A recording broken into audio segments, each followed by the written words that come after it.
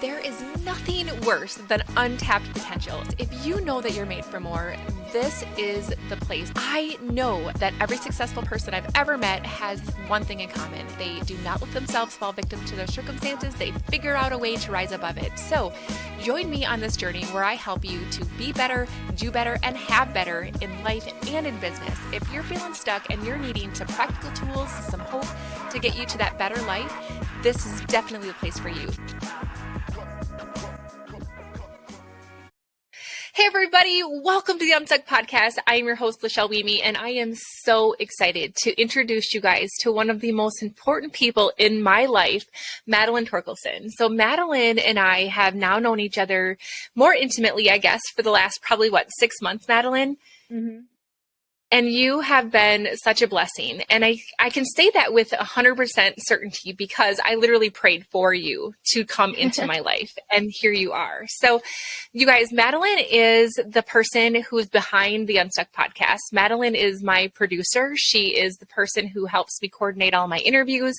She's the person who puts all of the beautiful productions together and helps me get it out into the world. And Madelyn actually came into my life because I was asking for a high school intern and I was praying for help. I was praying for somebody who was interested in communications or marketing or entrepreneurship and wanted to just learn and be mentored by me.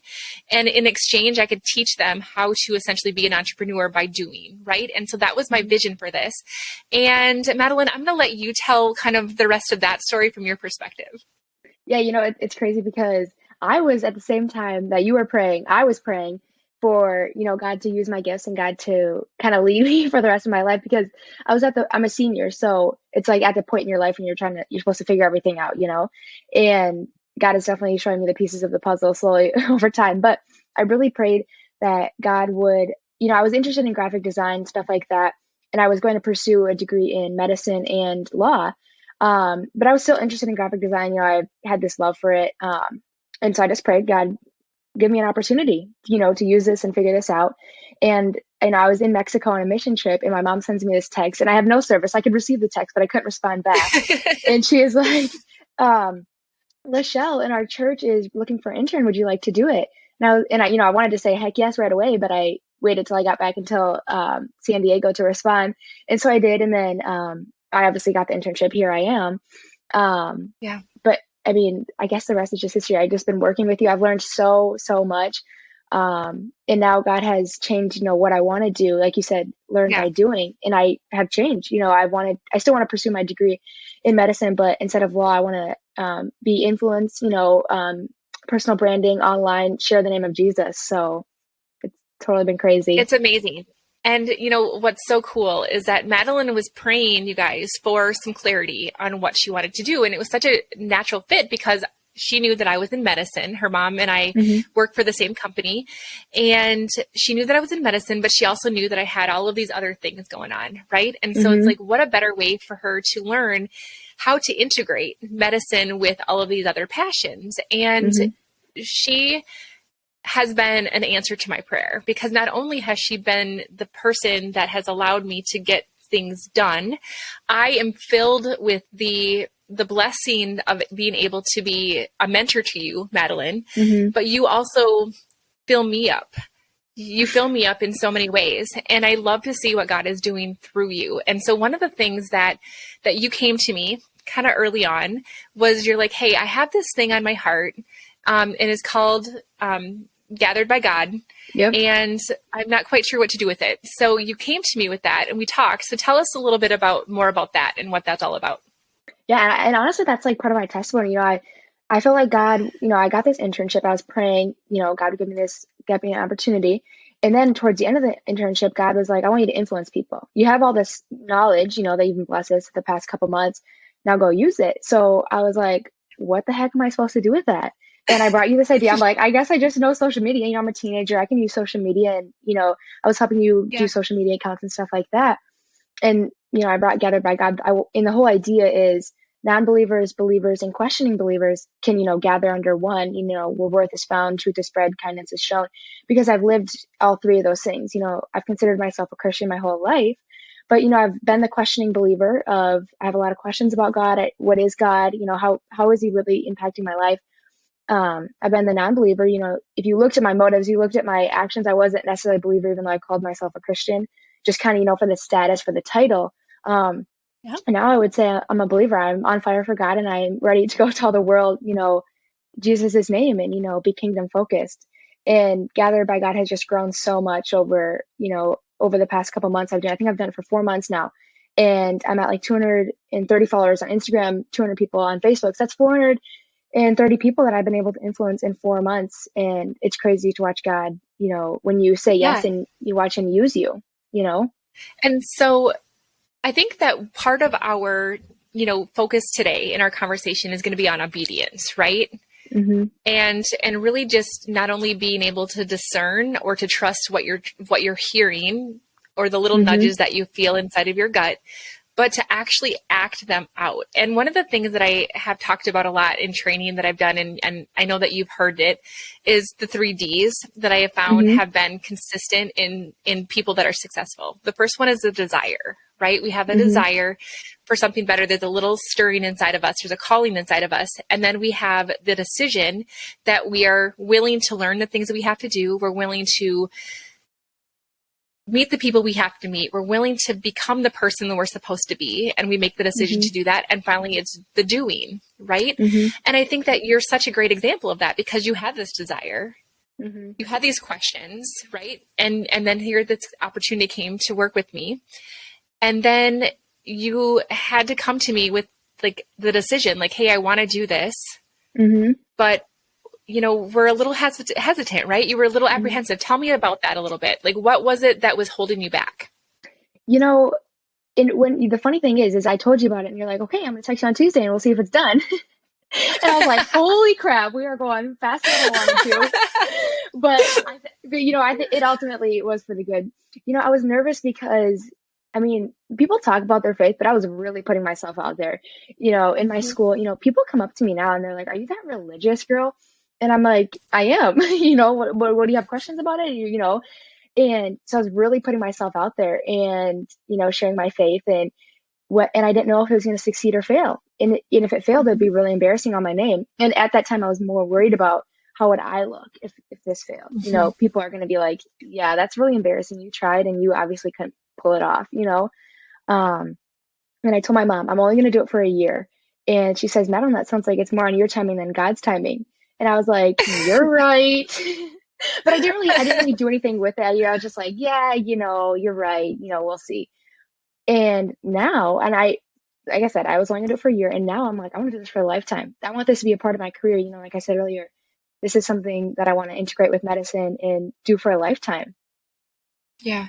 So and I love that you said that story, because we talked about it. So when, we had our sessions where I would, teach you some things and I'd mentor you a little bit. And then, I'd teach you kind of what I needed you to do for me. And part of the internship is literally like you learn by doing, right? Right. So that was a huge part in this. But anyway, we were at the end of that call and I'm like, okay, now how can I help you grow? And you're like, well, I have this idea. And I did. I literally made you accountable to it. I'm like, all right, I think it's an amazing idea. What's stopping you? What's the next step that you can take? And how will I know and by when? And that's what we did, right? And so you're like, all right, well, I guess I can text you on Tuesday. I'm like, all right, sounds good. I'll put a reminder in my calendar. Yeah. And that making that decision and then executing it and doing it and having somebody hold you accountable took you to the next step. And I think that so many times we have these little desires in our heart, but like you said, we get it in our own way, right? We make it about us. We make it about like, how am I going to look if this is stupid? How am I going to look if I fail? What if nobody even likes this stuff? Or maybe what if people think I'm weird, or what if whatever, like some of the things that hold us back from ever even starting. Right. And then when you finally get a chance to be obedient and you do, and you're like, oh my gosh, like this has exceeded my wildest expectations. Oh, totally. And, what was I going to say here? I was making up judgment that people hadn't even judged me for yet. I was making the situation worse, but it wasn't even happened yet. I was, forcing judgment on myself and that I thought people would say about me. And in reality, like I said, people say, are you that religious girl? But that's pretty much the only kind of comments I get. Most people don't come up to me and are like, wow, you only got 200 followers. What do you think you're going to be? This big influencer or something, you're just adding, you're just making it worse on yourself. Absolutely. And so what it has done, though, you getting into action, you listening to that desire and you getting into action, you're surrounding yourself with people like myself or even your mom, because she's an amazing person. And you're giving yourself the access to tools and people that are going to help you, overcome. And that's one of the things about making the decision is you meet the people that you need to meet. You learn the skills you need to learn. You've gotten like crazy good at Canva. Thank you. And so like, that's part of your journey, right? Is you're making these beautiful graphics for your own mission now. And so you made that decision that you were going to start to learn these skills and meet the people and figure it out. And then you actually got into the do. And I think so many times people get really, really stuck in the do where they don't ever start.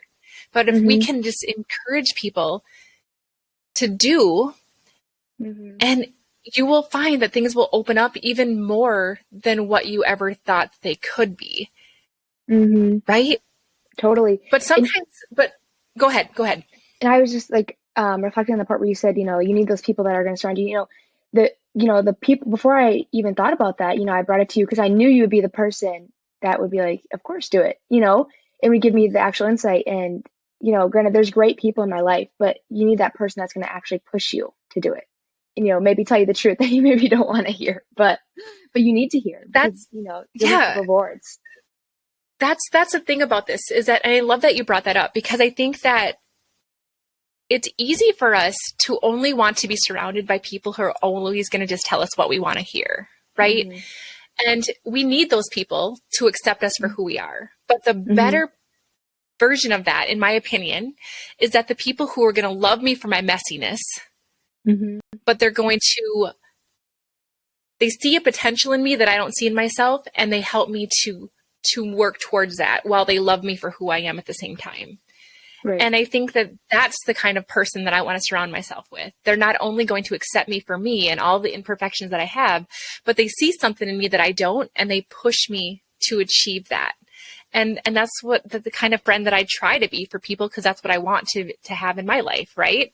Right. And like, you can, like, I brought this little nugget of an idea to you, and, you start like pulling it out and you're like, okay, how can we make this work? And really, just like, I try to do that same thing with my friends. They have this idea, like one of my friends, she's really like trying to figure out where she's going to go to college. And, I'm like, you have this idea of what you want to be. Now, like, step out into it. How can we like actually put that into action and watch you just like flourish in life and thrive? Yeah. And there's something so amazing about letting yourself be a small part of other people's journeys and watching them grow. And that's what's been so amazing about you, is that I've gotten this chance to see you completely just thrive, and you're already an amazing person. So that's easy to do, but it's just really cool to see you really blossoming. And one of the things, though, that I think is really powerful about our relationship as well is that we've been there for one another in ways where things that have happened in our lives aren't exactly the way that we wanted them to. Right? Totally. And so not only can we talk about all of the good things, like, okay, Madelyn had this idea for this, this Gathered by God group, and, we executed it, and it's amazing, and it's better than anything that could have, we've ever imagined. We can talk about that all day long, but I think what also is important about us is that we have been able to help one another grow, even though you're a senior in high school and I'm this old lady, right? I actually look forward to hanging out with my boss. So we totally have a blast. And I think that what's so interesting is that I'm a generation ahead of Madelyns, but yet we're going through similar things in life where we're having to really recognize that we have a worth that is not dependent on how somebody else makes us feel. Right? Totally. Yeah. And, a couple months ago, in the middle of my internship, I prayed, God, I want you to radically change my life, because I was, I'd seen God answer my prayer. And I said, okay, I can work with something like this. I want you to radically change my life. And he definitely radically changed my life. He took away relationships, he took away friendships, he added new friendships, he gave me new desires, he gave me new perspectives, he gave me new opportunities. I mean, it's crazy when you truly step out into that. Yes. And sometimes, you guys, it's when you trust him and you ask for him to radically change your life, he very well might do it in a way that is painful and it's not exactly what you thought. And it's hard and it makes you question why I ever asked for that in the first place. Yeah. But then once you get past it, you're just like, whoa, like you totally answered my prayers. And Madelyns, I don't know if I ever told you this, but one of the first times that I did that, when I exercised that simple prayer of, Lord, like, help me to be the best that I can, or help me to learn something and help me to do the best that I can, was the first time I was ever given the job as being the lead nurse anesthetist at work. So I was going to be in charge of all my colleagues that day, and I was going to be the resource in the hallway. So when surgeries were going on, like, I was going to be the expert in the hallway. My very first day, I had 2 patients in surgery have a code blue in surgery over the lunch hour at the same time. I was in way over my head. And somehow I survived that. And I just remember thinking, oh gosh, I'm not going to ask for that again. But what it does is he shows us, he knows what we're capable of, even more than when we know that we're capable of. And so from that day, I know that I can handle anything because it happened and I got through it. Right. And so I think that part of being obedient, and that's kind of, the theme of today, and really following where we're being led and listening to that, is trusting that when we're in the middle of really mucky waters, right? And things feel really heavy and really hard and we're really sad, that we trust that he's going to walk alongside of us. He's going to help us through it. He's going to walk with us through the valley of the shadow of death, right? Right. And I love that, like, back to the worth you said. Go ahead. Yeah, what was back that? to the worth you said.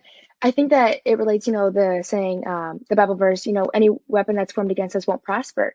When we're so sound in him, anything that comes our way that's, coming at us will not prosper.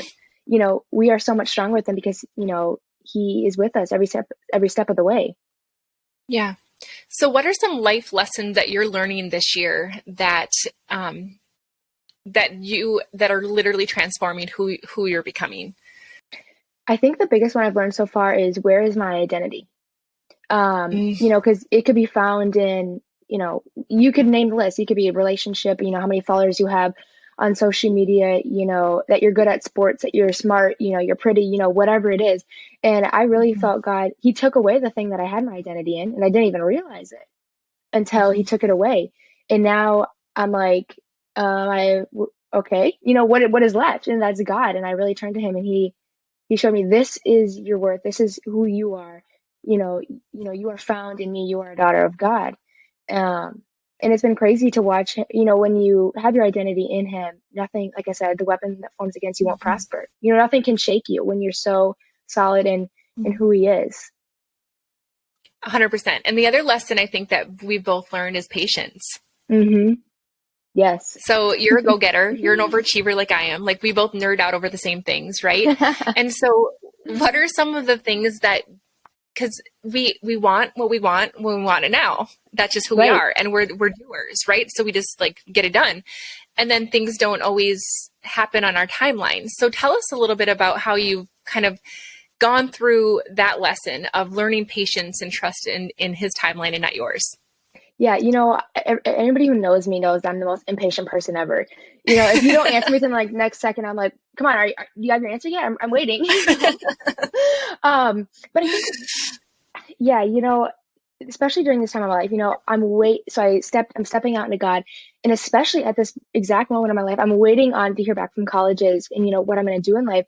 And I'm like, come on, God, give me the answer. Come on, I'm waiting. I'm stepping out into what you have for me. And being patient and relaxing and watching it all just happen. Every day that, I'm waiting, I wake up and I'm like, I'm ready to hear, again, just sitting back and relaxing. I think, a waiting season is never wasted, Right. God is teaching you, just wait on him. He's got it figured out. I don't even know the verse where it's at, but it says, like 1,000 days is like a blink of an eye or something to God. Yes. Yes. This our life seems, like the end of it to us, and we only have so much time. We want to get it all much done as we can, but God's like, that's so small in the grand scheme of things. Yes, 100%. And I think that what's really powerful about the lesson of patience is that we're impatient waiting for the lesson. Yeah. And the lesson Teach me comes it now. and the lesson comes with us sitting in the uncomfortableness, because there's no way for us to learn patience without having to be patient. There's no way for us to read that in a book. There's no way for us to listen to that on a podcast. We have to sit in it. And that's uncomfortable as heck. And I think that that's the hardest lesson. And it doesn't matter how old you are. Right. Patience is really hard because we are in a society where we expect things to be a certain way. We want to put a goal on our planner for 2022, and we want to expect that everything's going to happen, and we do this and this is going to happen, and all the things. And sometimes it's just not the right time. Right. And sometimes we just have to be patient. And then, oh my goodness, when we have to wait on other people. I know. I was just going to bring that up. I've really learned to have to wait on other people, because I'm like, why can't you just fix yourself? Don't you just see that you're hurting yourself only doing this, and really just being there for people, and just, waiting for them to be ready to hear, waiting for them to just have that revelation.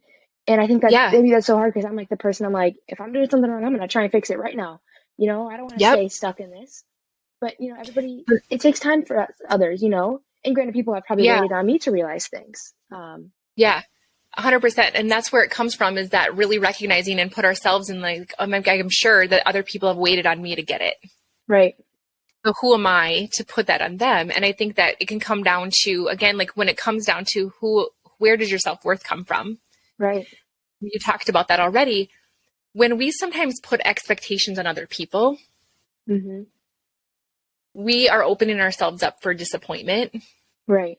Because we expect people to do a certain thing, or we expect them to react in a certain way or learn a certain lesson. And when they don't, then we can feel rejected sometimes, or we can feel like we didn't do a good enough job explaining to them the importance of this, or we, feel less than because we must not have been important enough for them to want to learn this or whatever. Right. And if you didn't hear anything in that couple of sentences, the me and the I's that I kept saying over and over again is really what it comes down to, is like, how can they not understand how this impacts me?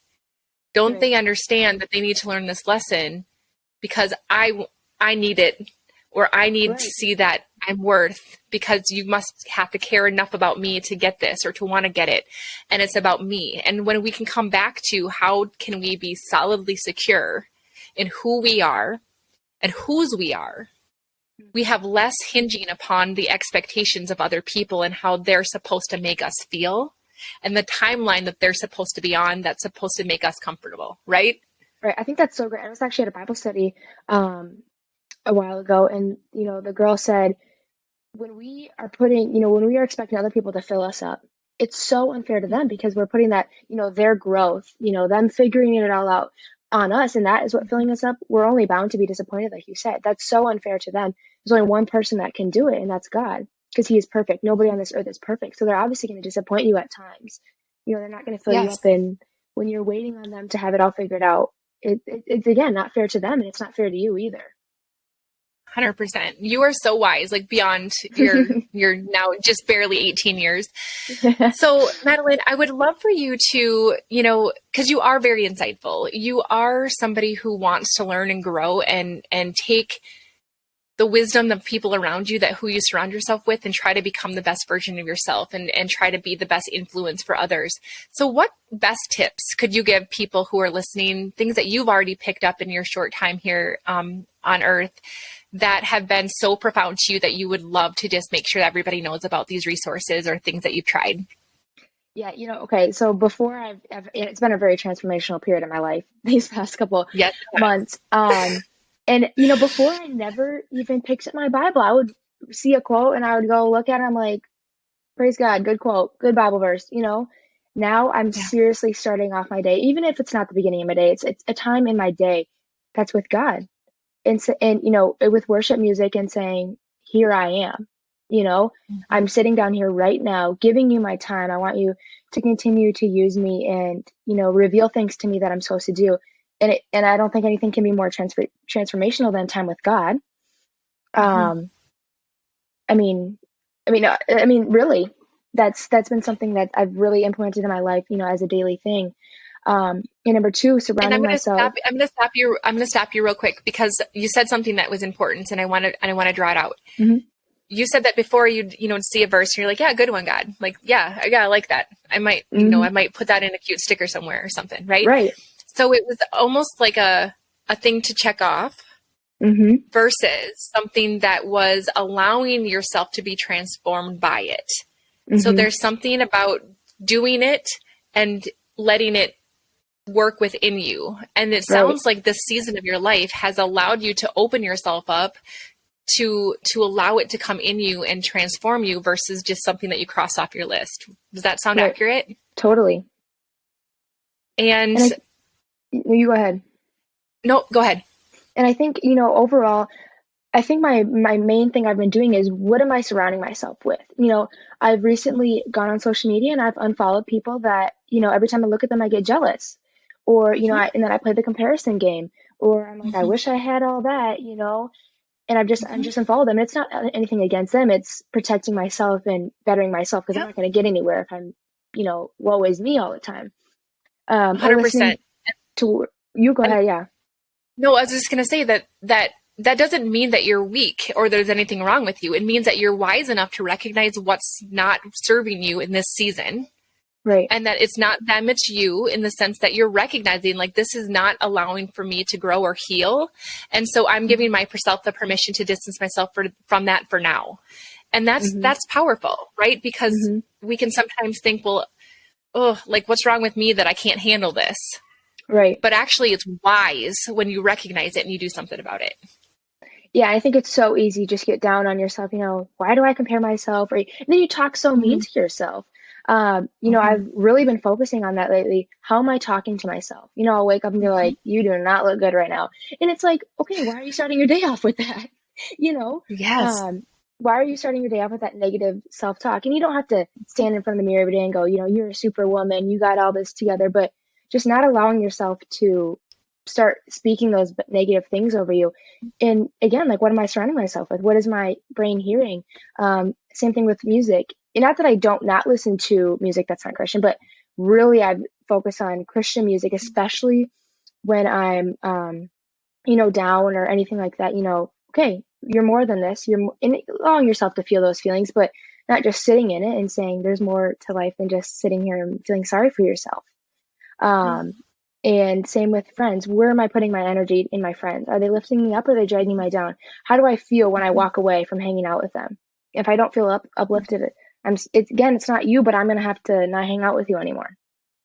No, I think that recognizing who you're surrounding yourself with is so powerful, because I think that sometimes, especially when our self-worth is being questioned and we're going through hard things and we're feeling rejected by people or things, it can be really easy if we have that negative self-talk to tell us that there's something wrong with us.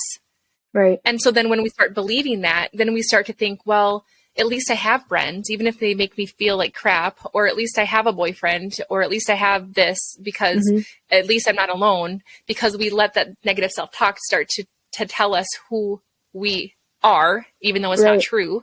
And then we allow ourselves to put up with things that aren't healthy for us. And so I think that that's really, really powerful, right? When you start to recognize that there are certain things or people or energies that you don't want to surround yourself with, and you're giving yourself the self-worth that you need to choose that over staying in that place. Right. And I think too, something I've struggled with is like, so I've recognized this and I'm like, it's the weirdest thing ever. I'm like, you're kind of crazy. Like, maybe you think you're better than everybody else, or, you're going too far, just be the normal teenager and just relax, just do the party type thing, just have friends to have friends, just have the boyfriend to have the boyfriend. And I don't know why I've allowed myself to believe that, but like really overcoming that. I'm like, it's okay to step out and be better than what society is telling you to do or how society is telling you to behave, which can be really hard. And it's awkward to step out into that and, tell people you're not going to participate in things like that. But again, it's all for the good. Well, it's so fascinating because you guys, and I hope that those of you guys are listening to this are picking this up, because Madelyns is literally, she just turned 18. But the things that we're talking about I could be completely having this conversation with somebody who's 54. And I want you guys to listen to this, because what parts in her story can you resonate with right now where you're at in your life? I hear so many people who are afraid to leave toxic relationships, marriages, friendships, time with family that is not healthy because of the same things. I hear so many people who want to do something. They're being called to do something. I consider myself a side gig expert. I love helping people discover their talents and their dreams and their gifts through starting a side business. That is amazing because it's been transformational to my life. But there are so many people at 60 years old who are so afraid of putting themselves out there, from being better than, and air quotes, the people that they've surrounded themselves with their whole lives. And they don't want to come across as self-righteous. They don't want to come across as better. So they let themselves stay small. They let themselves dilute themselves to make everybody else comfortable and everybody else happy, out of fear that they're going to be alone, out of fear that they're going to be rejected. And so they let themselves stay here with this deep desire and longing inside of them that never gets to be expressed. Right. And so I want all of us to just think about this in a sense that, are you recognizing your authentic self and your authentic calling? Because when you are recognizing that, it's not a self-righteous thing. It's not that you're better than anyone else. It's that you're being obedient to your higher calling, who's trying to call you for something. Right. And our job is to be obedient to him, not to be of this world. Romans 12:2 is one of my absolute favorite verses. We have to remember that our job is to listen to the divine calling for our purpose here on earth while we're here. And if we're trying to conform to the patterns of this world, if we're trying to blend in, to not make waves, to just be accepted, we are not fulfilling the life that he is intending for us. We are not, and I love, Madelyn, we've talked about this, the parable of the servants is literally the guiding principle that I have in my life.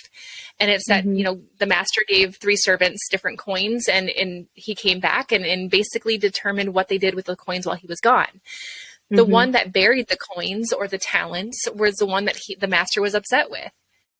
Why did you do that? I gave you these and you did nothing with them. You buried them. You played small. You played it safe. Whereas the other 2 invested them. Well done, good and faithful servant. They took their talents. They gave what God gave them and they flourished them. They expanded them. And that's what he wants us to do. He doesn't want us to bury our talents, our coins in the sand. He doesn't want us to play it safe. He wants us to be obedient to his calling. How uncomfortable that might be, how different, how weird we might think we are in comparison to the world around us. But if we can trust that, he will bring us the people into our lives that align with that energy, that align with that mission, and we can use that to fuel our further obedience, don't you think? Totally. And I think, there's always an excuse. I've struggled. I'm too young to go out and do this. Once I leave high school, I can achieve everything I want to achieve. And I'm like, in the future, that's a future thing. Well, today's reality was yesterday's future. I think I said that right. Today's reality was yesterday's future. And, if you say you want to do these things in the future, you have the chance right now. There's always an excuse. I'm not smart enough. I'm not pretty enough. I don't have the money. I don't have whatever it is. You have the choice to overcome them. That's what this podcast is all about, rising above the circumstances and really, what are you going to do with what you're handed? And you can flourish with anything that you're handed if God's hand is in it.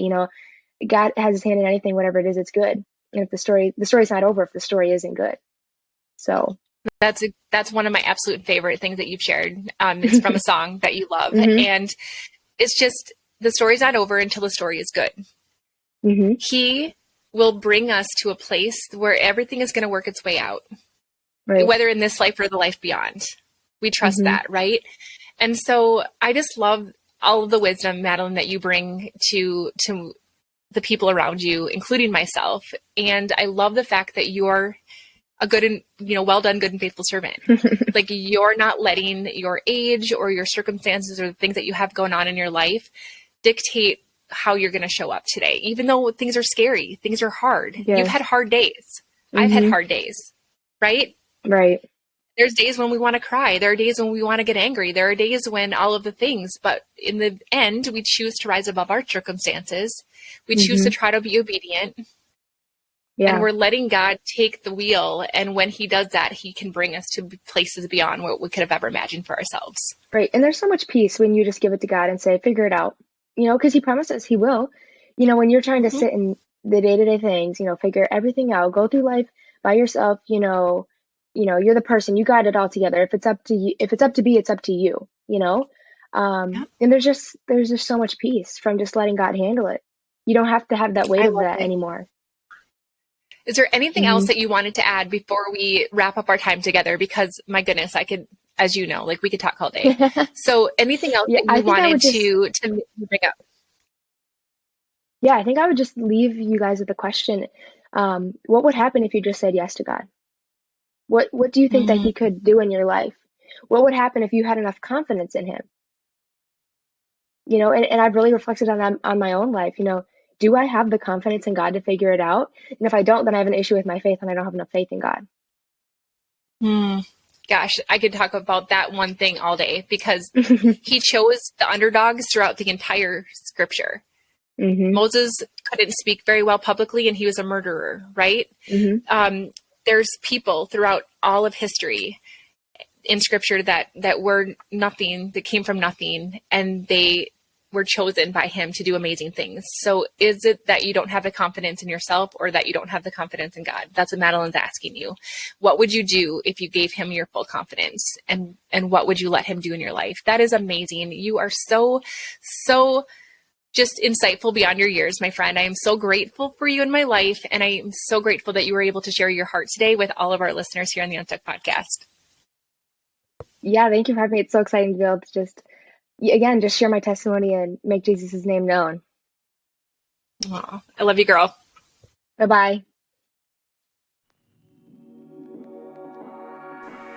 Thank you so much for listening to the Unstuck Podcast. I am so grateful to be on this journey with you. And don't forget to check out the show notes if you want to get into my private club, the Better Club, to be able to learn better ways to be better, do better, and have better. So until next time, keep showing up. Let's get unstuck together. Have a great day.